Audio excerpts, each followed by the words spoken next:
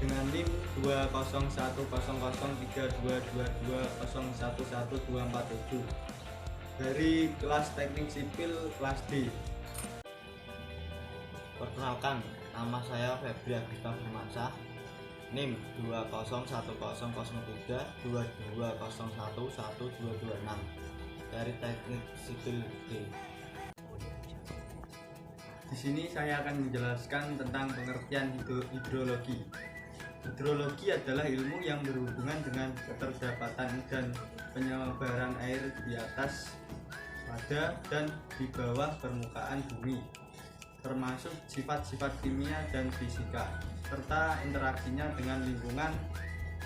Mendefinisikan hidrologi sebagai ilmu geofisik yang mempelajari tentang kejadian, sifat, peredaran, dan distribusi air di bumi, sifat-sifat fisik dan kimianya, dan reaksinya terhadap lingkungan, termasuk hubungan dengan kehidupan yang berhubungan dengan siklus hidrologi yang mengilustrasikan 4 macam proses: presipitasi, evaporasi, infiltrasi, limpasan permukaan, dan limpasan air tanah. Jika peredaran siklus hidrologi tidak merata, maka akan terjadi kesulitan. Peredaran air yang berlebih dapat mengakibatkan banjir. Untuk itu harus diupayakan segera pengendalian banjir. Jika sebaliknya peredaran air sedikit dapat mengakibatkan kekeringan. Untuk mengatasinya, kekurangan air ini harus ditambah dalam satu usaha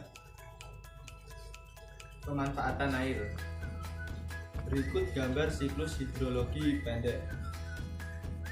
Siklus hidrologi pendek atau siklus kecil. Jenis siklus hidrologi yang pertama adalah siklus hidrologi pendek.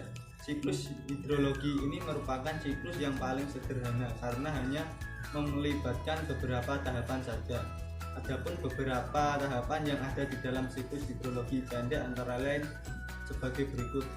A. Sinar matahari mengenai sumber-sumber air di bumi dan akan membuat sumber air tersebut menjadi menguap.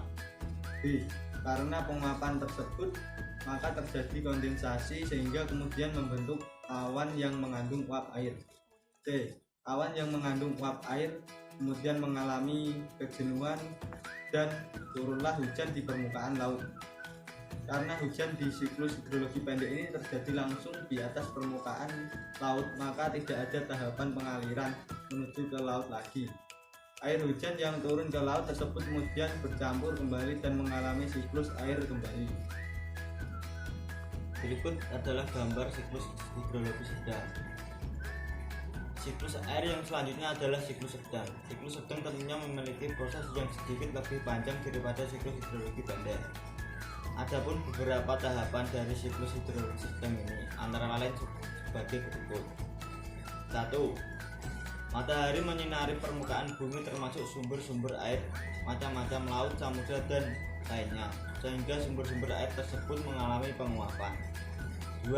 Kemudian terjadi evaporasi. 3. Uap air yang telah terbentuk hasil pemanasan bergerak karena tertiup oleh angin ke darat. 4. Terbentuklah awan akibat dari pemanasan itu tadi. 5. Hujan turun di atas permukaan daratan bumi. 6. Air yang turun di daratan akan mengalir ke sungai, kemudian mengalir lagi ke laut untuk kembali mengalami siklus hidrologi. Berikut adalah gambar dari siklus hidrologi panjang. Selanjutnya adalah siklus hidrologi panjang atau siklus hidrologi besar. Siklus hidrologi panjang atau besar ini memiliki tahapan yang lebih kompleks daripada dua siklus di atas. Beberapa tahapan dari siklus hidrologi panjang antara lain sebagai berikut. 1.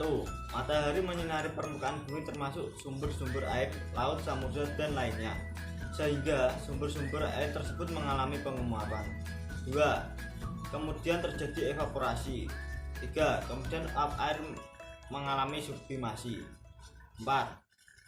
Uap air yang telah terbentuk dan mengalami sublimasi kemudian menyebabkan terbentuknya awan yang mengandung kristal-kristal es. Dan yang kelima, awan yang terbentuk kemudian bergerak ke darat karena tiupan angin. 6.